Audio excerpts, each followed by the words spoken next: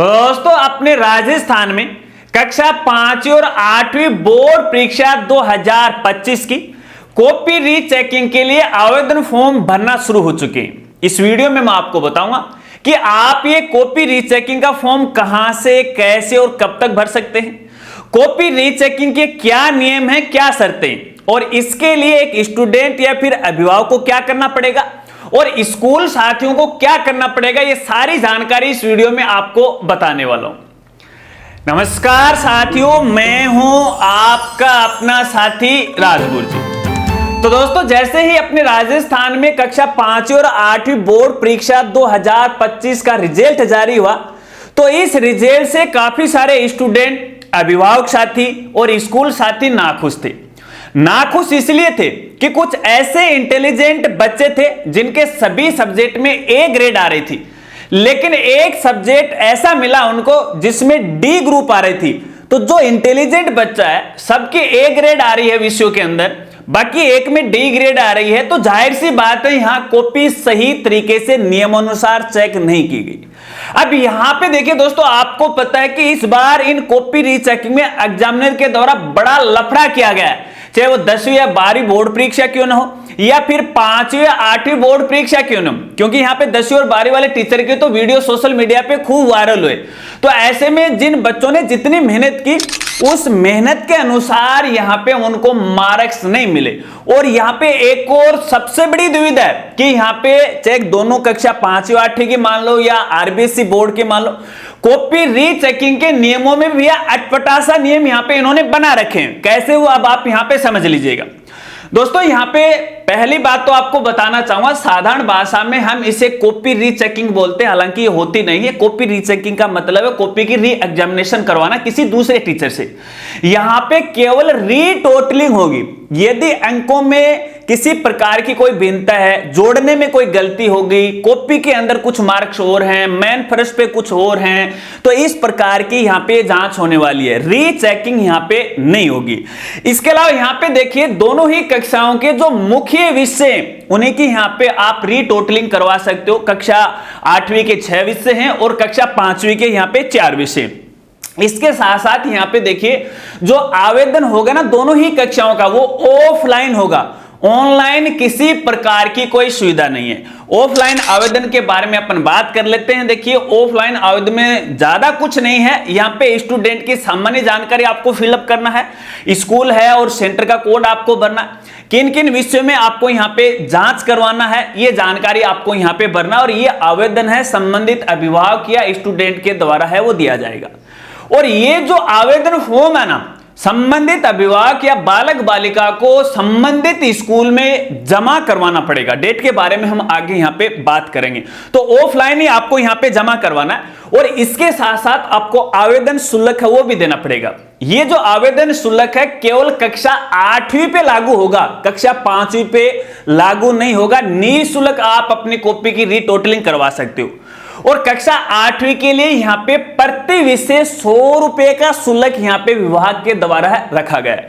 तो ऐसे में अभिभावक साथियों को मैं कहना चाहूंगा, यदि आप भी अपने बालक बालिका के रिजल्ट से नाखुश हैं, तो भैया आप संबंधित स्कूल के अंदर लास्ट डेट से पहले है ऑफलाइन आवेदन फॉर्म जमा करवा दीजिएगा। अब ये ऑफलाइन फॉर्म आपको कहां मिलेंगे, कहीं दूर जाने की आवश्यकता नहीं, भटकने की आपको आवश्यकता नहीं। हमारी साइट है rajguruji.com।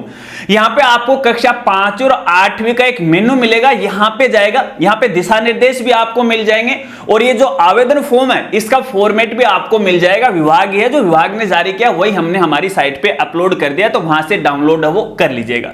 ठीक है, चलिए अब यहां पे स्कूल साथियों के लिए 2-4 बातें मैं आपको बताना चाहूंगा।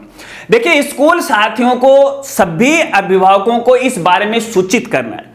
अगर कोई अभिभावक या बालक बालिका दोनों ही कक्षाओं की कॉपी रीचेकिंग करवाना चाहता है, तो सभी के, आपके स्कूल में जितने भी स्टूडेंट हैं सबके एक साथ आपको यहां पे आवेदन लेना है। ऐसा नहीं है कि आप अलग अलग आवेदन लोगे तब आपका काम चल जाएगा, क्योंकि ऑफलाइन प्रक्रिया है और ऑफलाइन प्रक्रिया के अंदर आपको सभी फॉर्म एक साथ लेने के बाद आपको यहां पे डाइट में जमा करवाने पड़ेंगे। सेंटर में नहीं जाना आपको, आपकी जिले की जो डाइट है वहां पे आपको व्यक्तिगत जाना पड़ेगा। एक तो स्टूडेंट का जो भरा हुआ फॉर्म है वो आपको साथ में लेके जाना है और इसके साथ साथ एक समेकित सूची आपको बनानी पड़ेगी। समेकित सूची से मतलब है कि आपके स्कूल में कितने स्टूडेंट ने कॉपी रीटोटलिंग के लिए आवेदन किया, किन किन विषयों में किया है, वो सारी एक समेकित सूची का विभाग ने फॉर्मेट जारी कर रखा, जो कि हमारी साइट पे मिल जाएगा। उसमें पूरी जानकारी आपको भरनी है, स्टूडेंट के रोल नंबर भरने हैं, कौन कौन से विषय के अंदर किए हैं, जिन विषयों के अंदर यहाँ पे है आवेदन किया है उन पे आपको टिक लगाना है, और जिन पे नहीं किया है क्रॉस आपको लगाना है। क्योंकि यहाँ पे है जो आप नामांकन लिखोगे, रोल नंबर लिखोगे, उसके आगे है कक्षा वाइज विषयों के नाम दे रखे हैं। टोटल विषय कितने रहेंगे उनकी संख्या आपको डालनी है। बस आपकी सील मोहर लगा के संबंधित डाइट कार्यालय में निश्चित डेट या लास्ट डेट से पहले पहले आपको यहां पे जमा करवा देना। बस स्कूल वालों का यह तक काम है। फीस शुल्क तो आपको लेनी है, ठीक है ना। अब इसके बाद यहां पे देखिएगा डेट के बारे में अपन बात कर लेते हैं। तो सबसे पहले तो देखिए अभिभावक को है आवेदन करना पड़ेगा, संबंधित स्कूल में ऑफलाइन आवेदन फॉर्म जमा करवाना पड़ेगा, और ये डेट रहेगी 5 जून से लेके 12 जून 2025 तक, यानी लास्ट डेट है 12 जून। उसके बाद यहां पे डेट नहीं बढ़ाई जाएगी, ध्यान रखना। सभी साथियों को मैं कहना चाहूंगा ध्यान रखना इस चीज का। इसके बाद यहां पे देखिए स्कूल के द्वारा है जो समेकित सूची तैयार की है, भरे हुए जो आवेदन फॉर्म है वो आपको है संबंधित डाइट में जमा करवाने हैं, और इसकी लास्ट डेट रहेगी 13 जून, ठीक है। इसके बाद यहां पे देखिए डाइट के द्वारा एक सूची तैयार की जाएगी केंद्रों के लिए, जहां पे कॉपी रीचेकिंग होनी है दोबारा, ठीक है ना। तो ये सूची उनके द्वारा तैयार की जाएगी 16 जून को। इसके बाद यहां पे पुनर्गणना या रीटोटलिंग का काम है वो शुरू होगा, और ये जो डेट रहेगी 18 से लेके 28 जून तक, यानी 28 जून तक है रीटोटलिंग का काम कंप्लीट कर लिया जाएगा। इसके बाद संबंधित सेंटर के द्वारा या फिर जो भी एग्जामिनर है उनके द्वारा भी है सूची तैयार की जाएगी, और वापस वो डाइट में जमा करवाएंगे, और वो लास्ट डेट रहेगी 30 जून। इसके बाद संबंधित जिले की डाइट के द्वारा अपनी जो पंजीयक शाखा बीकानेर कार्यालय के अंदर है एक समेकित सूची भेजेगी, और वो डेट रहेगी 1 जुलाई, यानी 1 जुलाई तक तो यहां पे प्रोसेस है वो चलने वाली है।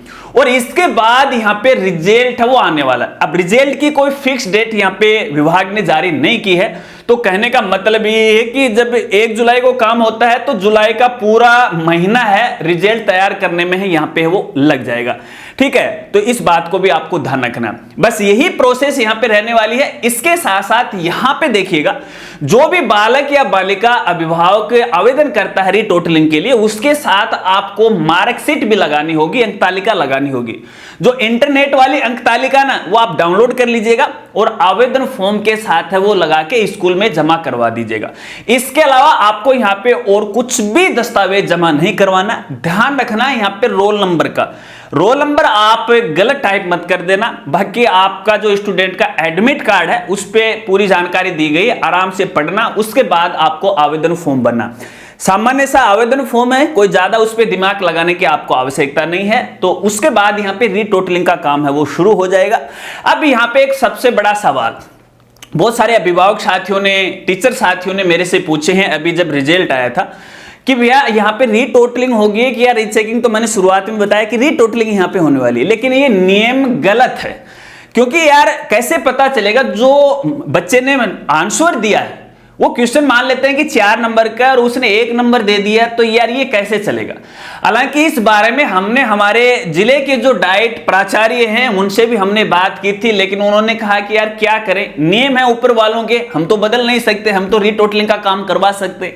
लेकिन फिर भी मैं आपको कहना चाहूंगा, यदि आप अपने बालक बालिका की कॉपी देखना चाहते हैं, वैसे तो नियमानुसार वो दिखाएंगे नहीं, एक अल्टरनेट आपको बता रहा हूं। एक बार तो आप डाइट के प्राचार्य से निवेदन कीजिएगा कि हमें दिखा दो, व्यक्तिगत अपने पर्सनल हिसाब से ना उनसे संपर्क कीजिएगा कि एक बार दिखा दो, हम देखना चाह रहे हैं, ठीक है। अगर फिर भी वो नहीं मानते हैं तो भैया आरटीआई का अपने पास साधन है, आरटीआई लगा दो, उसके बाद कॉपी है वो आप निकलवा लो। क्योंकि देखिए आपको बताना चाहूंगा, बोर्ड के द्वारा चाहे वो 10वीं बारी को हो या 5वीं आठवीं को, ये जो कॉपियां ना वो एक निश्चित समय तक है बोर्ड में रखी जाती हैं, या जो भी सेंटर वहां पे रखी जाती हैं। उसके बाद इनको डिस्ट्रॉय कर दिया जाता है, और डिस्ट्रॉय करने के उपरांत है आप इसमें किसी प्रकार की कोई सूचना वो नहीं मांग सकते। बस एक यही साधन है, बाकी इसके अलावा यहाँ पे कोई भी साधन नहीं है। इसके अलावा यहाँ पे मैं शिक्षा विभाग के जो भी लोग इस वीडियो को देख रहे हैं उनको भी कहना चाहूंगा, जो भी गवर्नमेंट टीचर हैं मैं उनको भी कहना चाहूंगा, देखिए यार जब भी आप बच्चों की कॉपियां चेक करते हो तो उस समय आप पूरे मन और बच्चे की मेहनत को देखते हुए कॉपियां चेक कीजिएगा। कुछ ने तो क्राइटेरिया यहाँ पे पकड़ रखा है कि 5 बच्चों के यहाँ पे 40-40 नंबर आ गए ना तो सबके 40-45 एक टारगेट बना लिया। बोर्ड कक्षाओं की बात करें 10वीं 12वीं के, कुछ ऐसे स्टूडेंट है मेरे सामने मेरे लोकेलिटी के अंदर जिन्होंने यहाँ पे 91 नंबर हैं सब्जेक्ट में पाए हैं, लेकिन भैया यहां पे एक सब्जेक्ट में है उन्होंने 70, 78, 68। तो ऐसा संभव है क्या? मेरे हिसाब से ऐसा संभव नहीं हो सकता। तो ये कुछ लफड़े हैं। तो ऐसे में निवेदन करना चाहूंगा सभी टीचर से, भैया ईमानदारी के साथ आप कॉपी चेक किया करें, क्योंकि यहां पे बच्चे का भविष्य का सवाल है।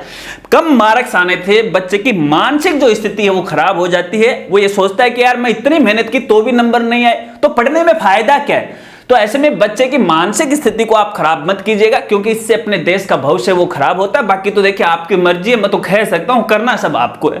इसके अलावा यहाँ पे केवल जो मेन सब्जेक्ट है ना उसमें ही यहाँ पे जांच की जाएगी। कोई सेशनल मार्क है, सत्रांक है, उनमें 5वीं 8वीं में जांच नहीं की जाएगी। इस बात को भी आपको खास तौर पर ध्यान रखना है। आशा रखता हूं अब आप अच्छी तरह से वो समझ गए होंगे। अगर वीडियो जानकारी आपको अच्छी लगी तो वीडियो को लाइक कीजिएगा और अपने दोस्तों के साथ वो जरूर शेयर कीजिएगा। मिलते हैं फ्रेंड्स अगली एक नई वीडियो के साथ, तब तक के लिए जय हिंद, जय भारत।